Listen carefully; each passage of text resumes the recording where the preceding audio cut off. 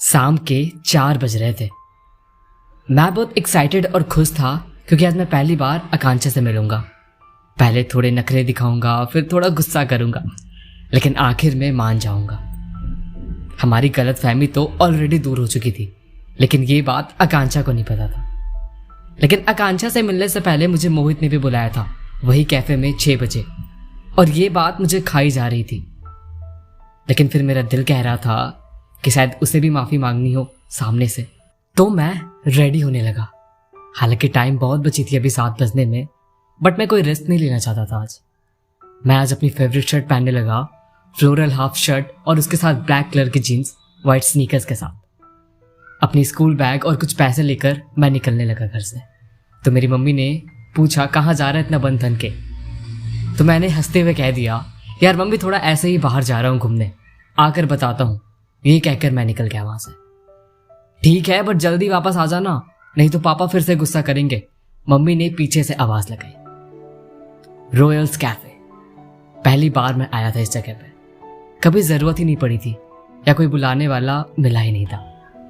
6 बजने में 10 मिनट बाकी थे।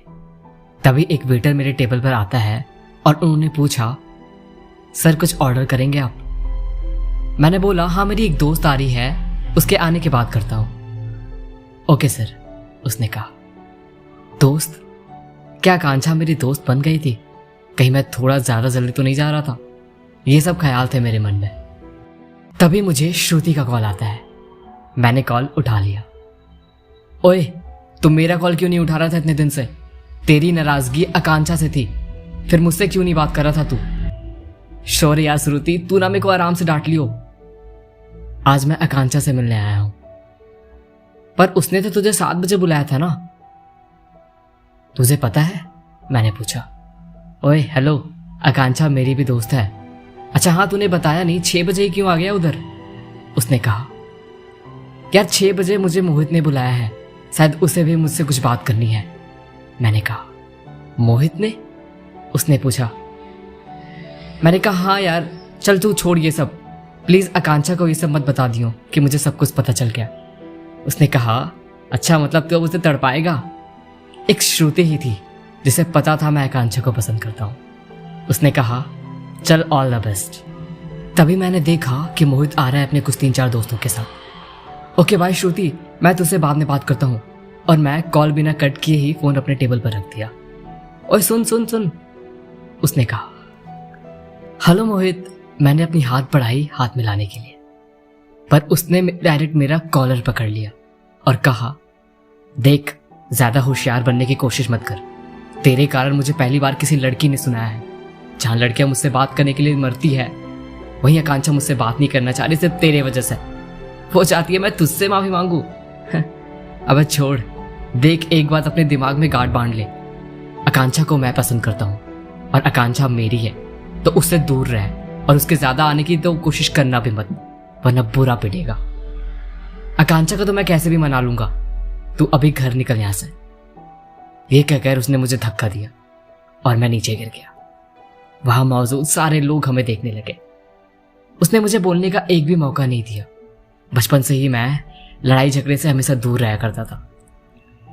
मेरे कपड़े गंदे हो गए थे और पैर में थोड़ी चोट लगी थी, पर इससे भी बड़ी चोट तो मुझे मोहित की बात ने दिया था।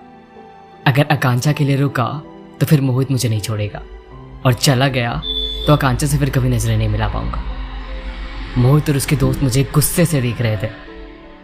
मैं घर चला गया।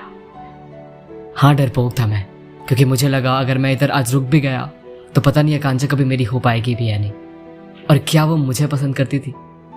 मेरे पास इसका कोई भी जवाब नहीं था। हाँ मानता हूं ये स्टूपिड सा रीजन था, क्योंकि पहला प्यार था ना। भूल जा निकेत इस पहले प्यार को, भूल जा आकांक्षा को, मैंने अपने आप से कहा।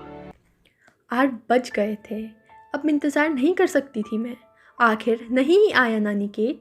मानती हूँ मेरे से गलती हुई थी, पर मैं इसके लिए ऑलरेडी माफ़ी मांग चुकी थी, और अगर अनिकेत मुझसे नहीं मिलना चाहता था तो ठीक है, मैं भी फ्री नहीं बैठी।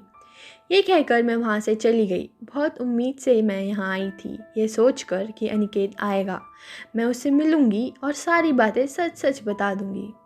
शायद मुझसे ही अनिकेत को पहचानने में कोई गलती हो गई हो। मुझे बहुत गुस्सा आ रहा था अनिकेत पर और खुद पर भी। तभी मुझे श्रुति का कॉल आता है और उसने मुझे सारी सच्चाई बताई कि कैसे मोहित ने अनिकेत को धमकी दी। अनिकेत मुझे पसंद करता है, लेकिन उसकी कभी हिम्मत ही नहीं हुई कन्फेस करने की। सब कुछ सच सच बता दिया था श्रुति ने। अनिकेत आया था तुमसे मिलने आकांक्षा, श्रुति ने कहा, पर पता नहीं क्यों मुझे उसकी बात पर यकीन नहीं हो रहा था। फिर उसने मुझे वो कॉल रिकॉर्डिंग भेजी जो उसने रिकॉर्ड किया था जब अनिकेत अनजाने में कॉल कट करना भूल गया था, कि कैसे मोहित आया था, उनकी लड़ाई हुई थी। सब कुछ उसमें साफ साफ सुनाई दे रहा था। पता नहीं क्यों मेरी आंखों में आंसू थे, खुशी के, गम के, पता नहीं किस चीज़ के। अनिकेत के लिए, खुद के लिए, ना जाने किसके लिए। और उसी वक्त मैंने मोहित को कॉल किया और कहा, मोहित, तुम अपनी हद में रहो। ना ही तुम मेरे बंदे हो, ना ही मेरे दोस्त बनने के लायक। आइंदा से मुझे कभी कॉल मत करना और अनिकेत से तो दूर ही रहना। Now get lost. ये कहकर मैंने कॉल काट दिया। अब शायद सब कुछ क्लियर था। मुझे पहली बार किसी के लिए कुछ फील हो रहा था। उसके बाद हम अगले दिन मिले, रोए, हंसे और ढेरों बातें करी।